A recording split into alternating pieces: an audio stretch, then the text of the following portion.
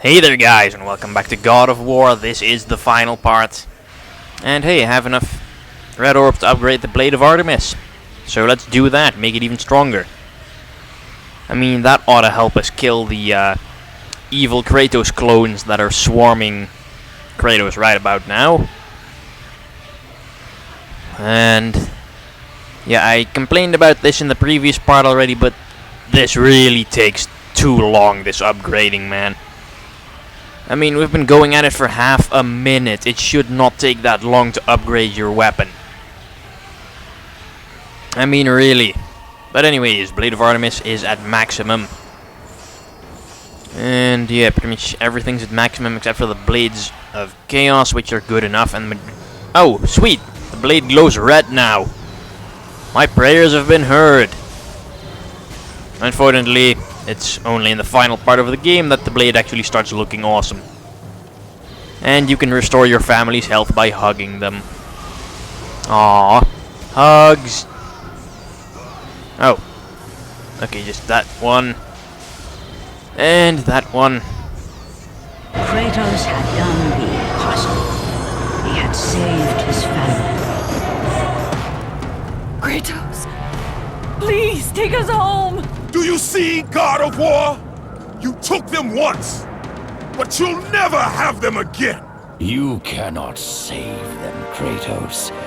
You gave them up in your quest for ultimate power. There is a price to pay for everything you gain. Not that price. I didn't want them to die. No price is too high for what I offered, and you rejected me. A god! Now, you will have no power, no magic. All that is left for you is death! Oh, not again. You should have joined me, Kratos. You should have been stronger.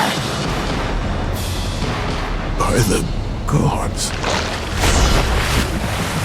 The battle was not over. The gods, it seemed, had a final gift for Kratos. I still have allies in Olympus, Ares. Now, you will see how strong I am. Yes, there just so happened to conveniently be a giant sword there.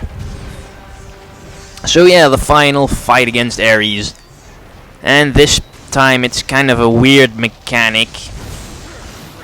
Also, you have no more magic or weapons, all you have is this sword. And by the look of things, Ares has stolen our army of Hades, because those kind of look like the souls he's throwing at me. But yeah, the mechanic of this battle. Whoever hits the other one regains health.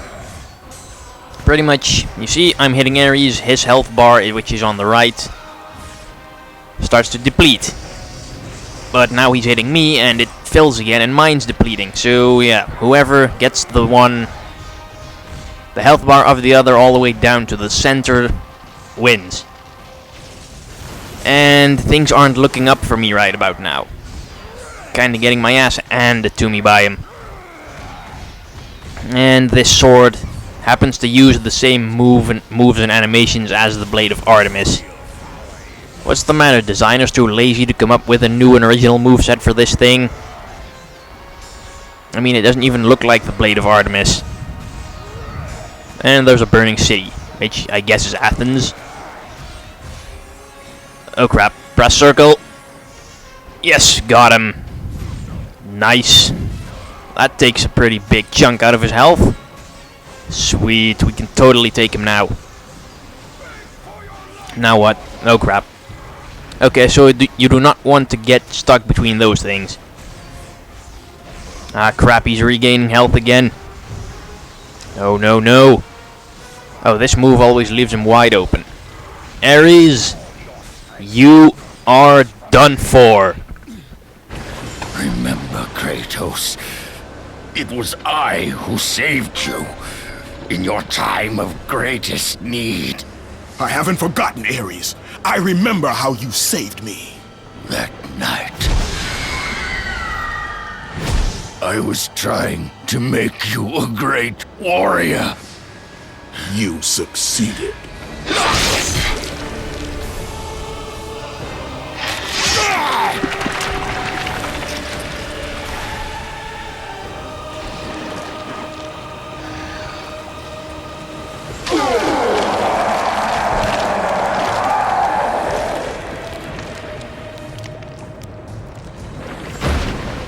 Kratos had done the impossible.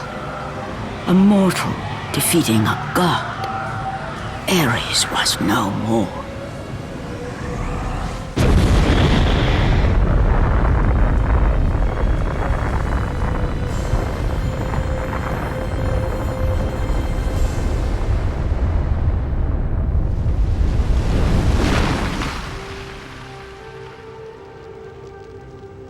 The city had been saved and would thrive again. The same could not be said for Kratos, for as he sought to rebuild his soul with the help of the gods, the truth was revealed to him. Athena, rid me of the memories that haunt me still. You have done well, Kratos. Though we mourn the death of our brother, the gods are indebted to you. We promised your sins would be forgiven, and so they are. But we never promised to take away your nightmares. No man, no god could ever forget the terrible deeds you have done. In the end, knowing the visions of his past would never leave him, Kratos made his way to the bluffs overlooking the Aegean Sea. The gods of Olympus have abandoned me.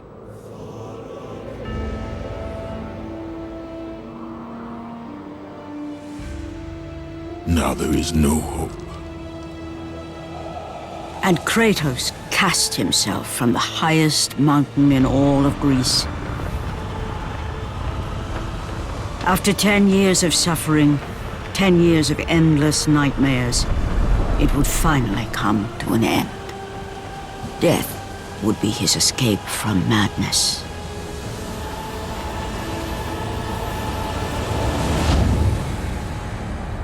The fate of Kratos was not as it seemed.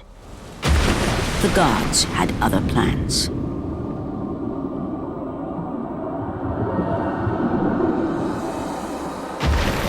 Borne aloft like a feather, Kratos found himself risen from the sea and placed on solid earth. You will not die this day, Kratos.